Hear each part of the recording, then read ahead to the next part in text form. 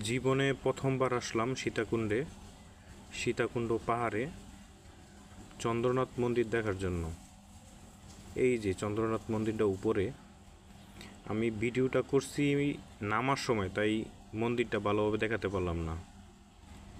খুবই সুন্দর একটা জায়গা, যে কেউ যদি যায় ওইখানে সারাটা দিন অনেক ভালো কাটবে। এই যে গাছের উপরে ওং নমঃ শিবায় লেখা, এই যে মন্দিরটা ভালোভাবে দেখা যাইতেছে।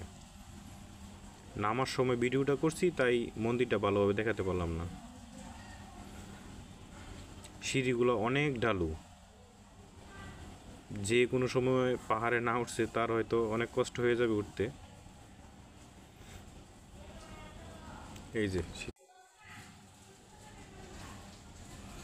সিঁড়িগুলো কিন্তু অনেক ঢালু। এই যে সামনে আছে আমার সফর সঙ্গী জয়, ও বানরের ছবি, জয় বানরের ছবি তুলতেছে। পাহাড় তো, পাহাড়ের মধ্যে অনেক বানর আছে, জয় ছবি তুলতেছে। ওই যে বানর মহাশয়।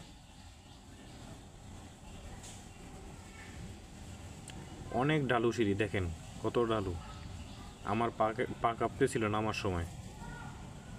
এই যে পাহাড় কতটা কেটে দিতে সিঁড়ি তৈরি করছে। এই যে বানর মহাশয় গাছের মধ্যে, কত ভাঙা সিঁড়ি, এই রিস্ক নিয়ে নামতে হয়, উঠতে হয়। সিঁড়িগুলো যদি কর্তৃপক্ষ ঠিক করে তাহলে হয়তো ভালো হবে। এখানে শুধু যে হিন্দুরা যায় তা কিন্তু না, হিন্দু বৌদ্ধ খ্রিস্টান সবাই যায়। সুন্দর একটা জায়গা। সাথে লাঠি নিয়ে উঠলে ভালো হয় উঠতে, একটা সাহায্যকারী একটা লাঠি হয়ে যায় আর কি। লাঠিটা অনেক সাহায্য করে। এই যে কীরকম সিঁড়ি বেয়ে নামতে হয়, উঠতে হয়, দেখছেন? এই যে সিঁড়িগুলো, এই যে উপরে মন্দির। কেউ ওইখানে গেলে দিনটা অনেক ভালো কাটবে। সুন্দর একটা জায়গা, দেখার মতো একটা জায়গা। দেখছেন কীরকম সিঁড়ি, ধরার কিন্তু কোনো জায়গা নেই।